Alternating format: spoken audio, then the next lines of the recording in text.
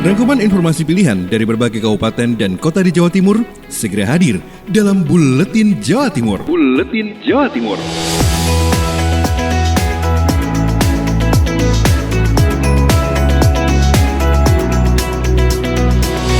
Rangkuman berita dari berbagai daerah dan disiarkan di LPPL Jawa Timur. Inilah Buletin Jawa Timur untuk edisi hari ini bersama saya Lydia Murniati. Segera kita simak informasi yang pertama. Agustin Merdekawati dari Ersal Nganjuk menginformasikan 12.000 orang diusulkan terima bantuan Presiden. Bantuan pemerintah untuk masyarakat terdampak wabah virus corona semakin meluas. Tidak hanya bantuan untuk masyarakat miskin, petani, dan pekerja, namun usaha mikro kecil menengah atau UMKM di Kota Nganjuk juga diusulkan untuk mendapat bantuan Presiden atau Banpres. Total ada sekitar 12.000 orang yang diajukan. Kepala Dinas Tenaga Kerja, Koperasi dan Usaha Mikro Agus Frihanedi mengatakan, penerima yang diusulkan untuk mendapat bantuan Presiden adalah pelaku usaha mikro yang sudah terdaftar. Setidaknya mereka sudah memegang surat izin usaha mikro dan sekarang memegang izin lewat OSS, dan Banpres digunakan untuk membantu modal para pedagang kecil. Saat pandemi seperti ini, mereka masih tetap bisa beraktivitas dan berjualan seperti biasa. Meski ada 12.000 pelaku usaha yang diusulkan, menurutnya tidak semuanya akan menerima. Salah satu yang nanti akan dievaluasi adalah para pedagang yang sudah mendapat bantuan lain dari pemerintah. Mereka tidak lagi bisa mendapat Banpres. Dari Agustin Merdekawati, Suara Anjuk Ladang Nganjuk.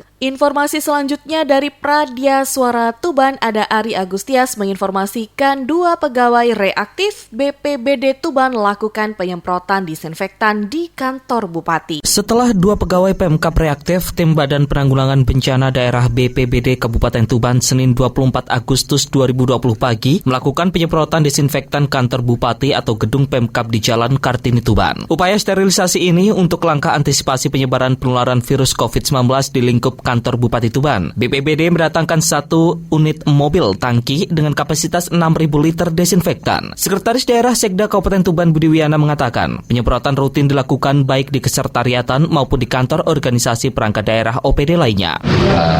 Maksud dan tujuannya penyemprotan itu begitu, dan nanti secara rutin tidak hanya di sekretariat ini tapi juga di beberapa OPD, baik kan ada OPD yang mempunyai alat meskipun kecil tapi juga ada yang nggak punya.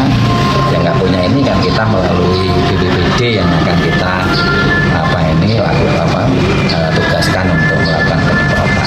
Sekda menjelaskan ada beberapa OPD yang sudah memiliki tangki semprot dan bagi yang tidak punya dibantu tim BPBD. Sekda menambahkan waktu lalu ada 100-an lebih pegawai Pemkab di rapid test. Dari jumlah itu ditemukan 2 pegawai reaktif. 2 orang tersebut dipekerjakan dari rumah dan akan segera dites swab. Beliau menerangkan 2 karyawan dalam kondisi sehat dan tetap bisa bekerja dari rumah. Beberapa titik gedung Pemkab yang disemprot mulai sekretariat daerah atau Seda 3 lantai, Bapeda 3 lantai dan Satpol PP 2 lantai. Ari Agustias, Pradya Suara Tuban untuk Buletin Jawa Timur. Billy Patopoy dari Suara Sidoarjo mengabarkan Gubernur Jawa Timur tunjuk Sekretaris Daerah Kabupaten Sidoarjo sebagai PLH Bupati. Sahabat, selepas meninggalnya Nur Ahmad Saifuddin, PLT Bupati Sidoarjo, Kofifa Indar Parawansa Gubernur Jawa Timur langsung menunjuk Ahmad Zaini selaku Sekretaris Daerah Kabupaten Sidoarjo sebagai pelaksana harian Bupati Sidoarjo. Surat penunjukan sendiri diterima Sekda dari Gubernur Jawa Timur di Gedung Negara Gerahadi pada Minggu malam 23 Agustus. Ahmad Zaini juga menjelaskan penunjukan dirinya sebagai PLH Bupati Sidoarjo akan selesai bila ada PJ atau pejabat bupati yang diusulkan Gubernur Jawa Timur kepada Menteri Dalam Negeri.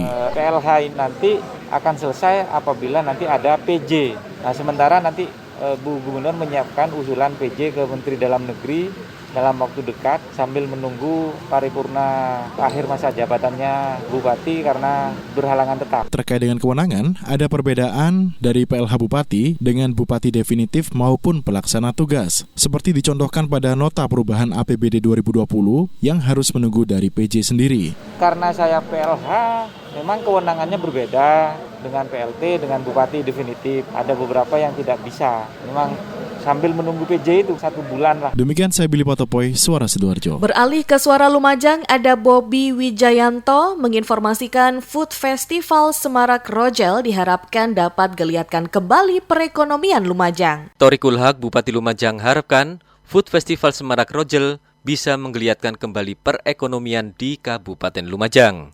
Hal itu diutarakannya saat membuka Food Festival yang disiarkan secara langsung oleh LPPL Radio Suara Lumajang Senin malam kemarin. Bupati menyampaikan bahwa penanganan COVID-19 di Lumajang masih dalam kontrol. Hal ini terlihat dari masuknya Lumajang dalam kategori zona kuning. Bupati meminta agar penanganan COVID-19 yang semakin baik juga diikuti oleh pertumbuhan perekonomian Kabupaten Lumajang yang semakin baik pula. Bupati juga menjelaskan bahwa sektor perekonomian yang saat ini menjadi penopang adalah pelaku usaha mikro. Untuk kembali membangkitkan pelaku usaha mikro, pemerintah menyiapkan bantuan produktif usaha mikro yang akan diberikan kepada 12 juta pelaku usaha mikro di Indonesia sebesar masing-masing 2,4 juta rupiah. Bobi Wijayanto, Suara Lumajang FM, mengabarkan. Polresta berikan bantuan Gakin kepada masyarakat demi kelangsungan hidup selama pandemi. Selengkapnya bersama Devi Aprilia, Suara Kota Probolinggo. Polres Probolinggo Kota membagikan sembako secara langsung bagi warga miskin atau yang dikenal Gakin. Tak terkecuali juga para driver Gojek juga menerima bantuan sembako. Kapolresta AKBP Ambariadi Wijaya mengatakan sembako diperuntukkan untuk masyarakat yang tidak mampu khususnya yang belum tersentuh bantuan dari pemerintah. Hal ini disampaikan oleh AKBP Ambariadi Wijaya, pihaknya telah memberikan ribuan paket sembako berupa beras yang disalurkan kepada masyarakat untuk menunjang kelangsungan hidup selama pandemi COVID. Data yang diperoleh oleh Polresta adalah data yang didapatkan dari Babin Kantipmas yang mengetahui langsung kondisi warga di wilayah masing-masing. Dalam pembagian sembako, pihak Kapolresta juga memperhatikan protokol kesehatan. Devi Aprilia, Suara Kota Probolinggo. Pemkab Ngawi gelar rembuk stunting untuk memperkuat seluruh stakeholder di Kabupaten Ngawi. Selengkapnya bersama Henti Ludiana, Suara Ngawi. Untuk memenuhi pemetaan kebutuhan gizi pada balita yang stunting dibagi menjadi dua, yaitu gizi spesifik dan gizi sensitif. Sedangkan gizi spesifik merupakan kewenangan dan tanggung jawab Dinas Kesehatan dengan memberikan tablet penambah darah untuk remaja, pendampingan untuk bumil, juga tentang pelayanan untuk balita stunting di bawah 2 tahun. Ini seperti yang dikatakan Indah Kusumawardani, Kepala Bapelitbang Ngawi. Terkait dengan percepatan penurunan angka stunting, utamanya untuk memenuhi pemetaan kebutuhan gizi pada balita yang stunting ini pemenuhan gizi itu dibagi menjadi ada dua, yaitu gizi spesifik dan gizi sensitif. Kalau gizi spesifik itu memang yang diampu oleh Dinas Kesehatan. Sedangkan percepatan penurunan stunting menjadi kegiatan prioritas nasional yang telah dilaksanakan sejak tahun 2018 di 100 kabupaten kota yang selanjutnya diperluas 250 kabupaten kota di tahun 2020, baik pusat juga daerah, dan di tahun ini Kabupaten Ngawi menjadi salah satu lokus tambahan. Henti Ludiana, LPPL Suara Ngawi. Isyatun Haniah dari LPPL Suara Gresik menginformasikan Dinas Koperasi Usaha Mikro dan Perindustrian Perdagangan Kabupaten Gresik upayakan bantuan untuk 1.000 UMKM terdampak COVID-19. Sahabat, Dinas Koperasi Usaha Mikro dan Perindustrian Perdagangan Kabupaten Gresik mengusulkan ribuan UMKM untuk mendapatkan stimulus bantuan dampak COVID-19, yaitu BLT atau modal senilai 2,4 juta per UMKM. Bapak Agus Budiono selaku Dinas Koperasi Usaha Mikro dan Perindustrian Perdagangan Kabupaten Gresik mengatakan pihaknya sudah mengajukan proposal kepada Kementerian Koperasi dan Usaha Kecil dan Menengah Republik Indonesia dengan di dalamnya tercatat sekitar 1.014 calon penerima yang diusulkan. Beliau juga menjelaskan bahwa UMKM yang diajukan juga harus memenuhi syarat penerima, diantaranya adalah calon penerima tidak memiliki pinjaman bank dan mempunyai rekening bank yang saldonya harus kurang dari 2 juta per bulan Juni 2020. Harapannya, hal ini dapat memulihkan ekonomi masyarakat terutama pelaku UMKM di tengah pandemi COVID-19. Saya Syatun Hania melaporkan dari Suara Gresik untuk Buletin Jawa Timur. Beralih ke Realita FM Pamekasan, peternak ayam pedaging lokal mengeluh harga jual merosot. Pemkab Pamekasan janji turun tangan langsung. Selengkapnya bersama Kholik Maulidi. Sejumlah kelompok peternak ayam pedaging lokal di Kabupaten Pamekasan melakukan aksi unjuk rasa di depan kantor Dewan Perwakilan Rakyat Daerah atau DPRD Pamekasan. Mereka meminta agar Pemkab bertindak dan bergerak menolak pemasok ayam dari luar daerah. Ahmad Saifuddin, Kepala Dinas Perindustrian dan Perdagangan Kabupaten Pamekasan mengatakan sangat prihatin atas harga jual yang cukup rendah pada tingkat produksi oleh para peternak ayam lokal di Pamekasan yang harganya mulai dari Rp10.000 sampai Rp13.000 per ekornya. Sedangkan biaya pokok perawatan dan pakan cukup mahal, kurang lebih berkisar Rp17.000. Ahmad menyampaikan, dari kurva penjualan yang seperti itu sangat merugikan sekali bagi para peternak. Namun, kondisi tersebut terjadi di semua kabupaten se-Jawa Timur, tidak hanya di wilayah Pamekasan saja. Para peternak ayam memang sangat memprihatinkan, artinya jual harga ayam broiler di tingkat petani peternak itu sangat rendah. Di kisaran ada yang menyatakan sekitar 10 sampai 10.000. Sedangkan biaya pokok produksinya itu di kisaran 17.000. Memang sangat merugikan sekali terhadap kondisi ini. Tapi itu pun sebenarnya terjadi di semua kabupaten yang ada di Jawa Timur. Jadi kondisi ini bukan kondisi hanya lokal di Pamekasan, tetapi sudah di provinsi. Ahmad berjanji akan berkoordinasi dengan instansi terkait tentang kondisi yang dialami para peternak ayam pedaging lokal di Pamekasan, sehingga sesuai dalam Permendak nomor 7 tahun 2020, yakni harus sesuai dengan harga acuan pembelian dan harga acuan penjualan di tingkat konsumen. Holik Maulidi, Realita FM Pamekasan. Agar pelaksanaan PJJ lancar, SMP negeri di Kota Blitar salurkan bantuan kuota internet untuk siswa. Selengkapnya bersama Kirana Nisa. Mahardika FM Kota Blitar. Kuota internet sering menjadi kendala selama pembelajaran jarak jauh atau PJJ pada masa pandemi COVID-19. Menanggapi hal tersebut, Dinas Pendidikan Kota Blitar menginstruksikan SMP negeri di bawah naungannya untuk memberikan bantuan kuota internet bagi seluruh siswa. Rio Suartono, PLT Kepala Dinas Pendidikan Kota Blitar mengatakan, setiap sekolah memiliki kekuatan anggaran yang berbeda, namun berdasarkan kesepakatan musyawarah kerja Kepala Sekolah MKKS SMP Negeri Kota Blitar, kuota yang diberikan senilai Rp55.000 atau sebesar 10 GB. Pemberiannya selama 2 bulan, Agustus dan September 2020. Disinggung mengenai teknis penyaluran bantuan kuota internet, Rio menyerahkan ke masing-masing sekolah. Kita dari dinas masih menyampaikan data-data siswa dan juga data-data yang lain. Sekarang masih dalam pembahasan. Jadi kalau ada nanti kita tunggu aja. Dikonfirmasi di hari yang sama, Murdianto, Kepala SMP Negeri 7 Kota Blitar mengatakan, penyaluran bantuan kuota internet ini dilakukan secara bergilir. Siswa diminta datang ke sekolah dengan tetap menerapkan protokol kesehatan COVID-19. Di lembaganya, penyaluran kuota internet dimulai Kamis 20 Agustus 2020 untuk kelas 7, Senin 24 Agustus 2020 untuk kelas 8, dan Selasa 25 Agustus 2020 untuk siswa kelas 9. Total ada sekitar 792 siswa yang menerima bantuan kuota internet ini. Semuanya sudah clear sehingga pembelajaran daring itu tidak lagi terlalu orang tua terbebani. Kirana Nisa, Mahardika FM. Ninda Alivia, Persada FM Kabupaten Blitar menginformasikan kondisi dianggap belum memungkinkan, layanan perizinan jemput bola di Kabupaten Blitar belum dilakukan kembali. Kepala Dinas Penanaman Modal dan Pelayanan Terpadu Satu Pintu DPM PTSP Kabupaten Blitar Ruli Wahyu mengatakan, layanan perizinan jemput bola atau program jemput online single submission bersama instansi terkait malam hari bisa atau JOS banget mas saat ini belum dilakukan kembali. Dijelaskannya, kondisi yang dianggap belum memungkinkan di tengah mewabahnya COVID-19 menjadi faktor belum dimulainya kembali program tersebut.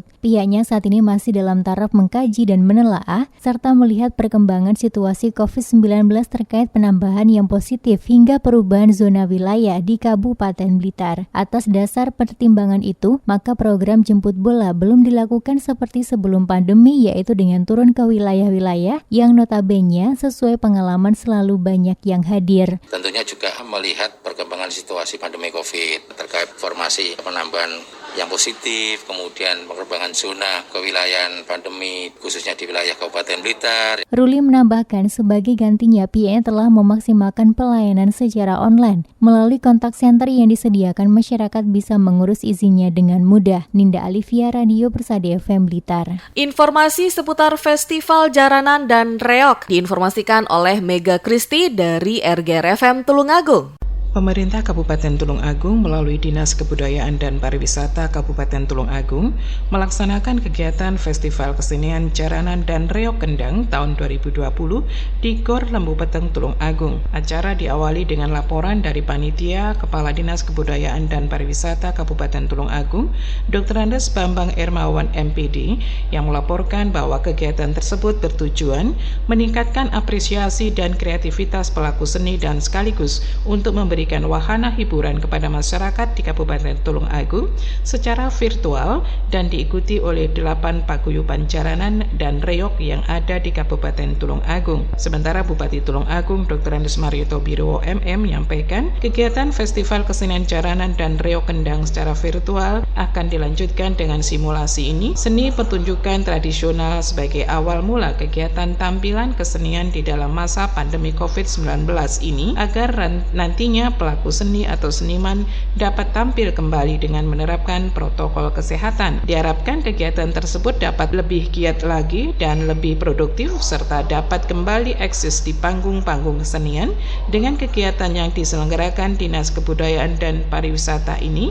Semoga membuka jalan bagi pemulihan ekonomi pelaku seni di Kabupaten Tulung Agung dengan tetap menerapkan protokol kesehatan demi keselamatan kita semuanya. Saya Mega Kristi, 90,1 RKR FM Tulung Agung. Pemkot pasang CCTV pantau aman Suro di Kota Madiun selengkapnya bersama Ben Chandra, Suara Madiun. Pengawasan untuk meningkatkan keamanan Kota Madiun tetap dilaksanakan guna menjaga kondusivitas selama masa Suro dan Suran Agung. Salah satunya dengan memasang CCTV di wilayah yang rawan kerumunan. Pemasangan CCTV dilakukan oleh pemerintah Kota Madiun melalui Dinas Komunikasi dan Informatika dan Polres Madiun Kota. Total ada 9 CCTV baru yang terpasang di Makam Pilangbango, Makam Taman, beberapa perguruan pencaksilat, dan perbatasan kota. Petugas juga memanfaatkan kamera pantau milik Dinas Perhubungan yang sebelumnya telah terpasang untuk memperketat pengawasan. Pantauan CCTV dilakukan melalui Command Center di Dinas Perhubungan dan Polres Madiun Kota, serta di gedung GCIO Kota Madiun. 3 tim urai yang masing-masing terdiri atas 90 personel juga siap bergerak cepat mengamankan situasi jika terjadi hal-hal yang tidak diinginkan. Tahun ini, tradisi Suroan dan Suran Agung seperti ziarah makam dan pengesahan anggota ditiadakan. Anggota perguruan pencaksilat dari luar kota juga dilarang masuk ke Kota Madiun. Sebagai gantinya, Suro dan Suran Agung tahun ini akan diisi dengan berbagai kegiatan sosial. Salah satunya pembagian masker dari perguruan pencaksilat kepada masyarakat umum serta bakti sosial untuk membantu sesama. Ben Chandra, Radio Suara Menuju Top 25 Kofablik Jatim, Bupati Anas paparkan inovasi kartu ternak elektronik atau ENAK. Selengkapnya bersama Rano Prasetya, Radio Blambangan FM Banyuwangi. Inovasi kartu ternak elektronik ENAK Banyuwangi menjadi salah satu nominator Top 25 Kompetisi Inovasi Pelayanan Publik Kofablik Jawa Timur tahun 2020.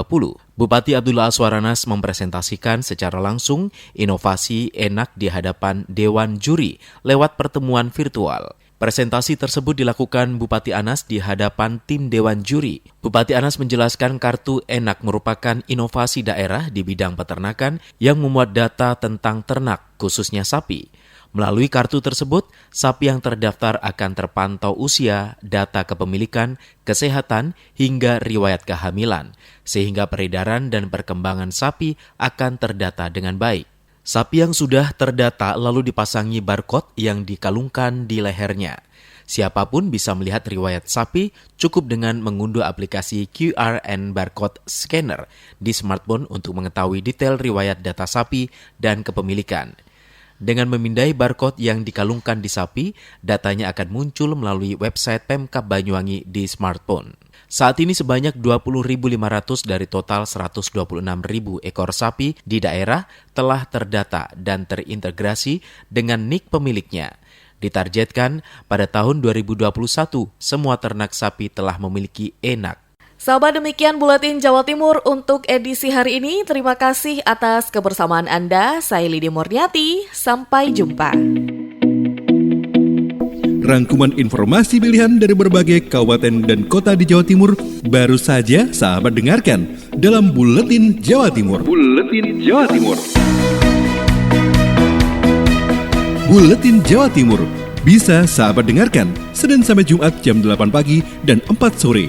Disiarkan serentak di Lembaga Penyiaran Publik Lokal Suara Sidoarjo, Persada Kabupaten Blitar, Mardika Kota Blitar, Ralita Pamekasan, Suara Sampang, Suara Kota Probolinggo, Suara Lumajang, Suara Pasuruan, Blambangan Banyuwangi, Wika Mojokerto, Suara Gresik, Pradia, Suara Tuban, Malawapati Bojonegoro, Ersal Nganjuk, Suara Madiun, Suara Ngawi, Suara Pacitan, Praja Angkasa Trenggalek, Magetan Indah, dan RGR Tulungagung.